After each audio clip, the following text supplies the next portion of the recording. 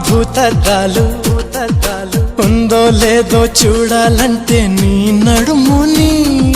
వందల కొద్ది కావాలంట జలపాతాలు పెరిగే కొద్ది తీర్చాలంటే నీ వేడిని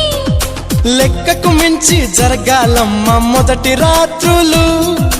మక్కువ తీరక చెయ్యాలంటే మధుర యాత్రలు విన్నాను నీ హృదయవాణి వెన్నెల్లలో నిన్ను చేరని మన్మధుడే బ్రహ్మను పూని సృష్టించాడేమో గాని 60 కేజీల దుడుకుతనాన్ని అలుపన్నది ఎరుగని రవితేజాన్ని పలికింది ఆకాశవాణి ఈ